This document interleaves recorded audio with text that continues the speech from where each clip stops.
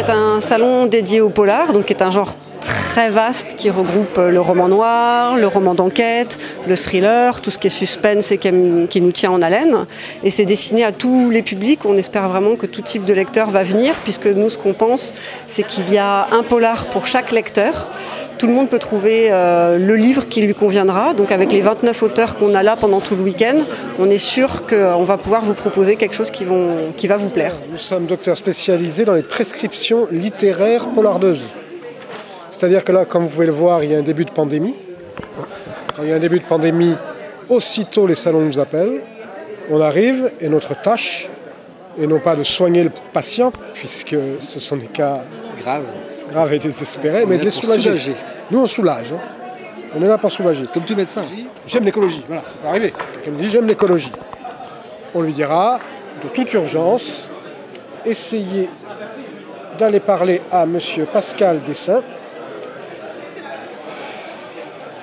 Comme médicament, dans un premier temps, nous vous conseillons Cruelle Nature, qui en plus est disponible en poche, donc en générique, petit prix, si les symptômes persistent. On m'a guidé vers les lieux d'enfermement à travers une cour d'honneur arborée et fleurie de roses.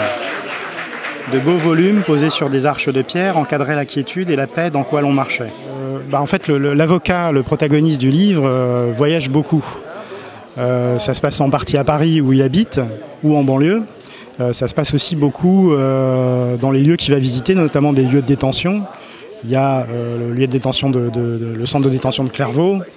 Il y a le centre de détention de Desinsheim en Alsace. Voilà, c'est quelqu'un qui voyage. C'est depuis la naissance.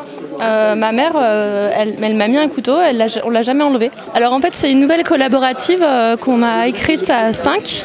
On a fait ça dans le cadre de Pierre Landais, en fait, pour Mauvant Noir, justement, il y a 1 an, en fait. On a écrit cette nouvelle avec des personnes d'unicité. C'est un film qui se passe dans la ville du Havre, dans laquelle j'habite. C'est un bistrot qui s'appelle le Quai des Brumes. Et il est tenu par un type qui se fait prénommer Gabin. Il prétend être le fils de Jean Gabin et de Nelly, c'est d'ailleurs Michel Morgan. Dans le film de Carnet-Prévert, les deux héros ont une nuit d'amour et lui, ça a été le fruit de cette nuit d'amour.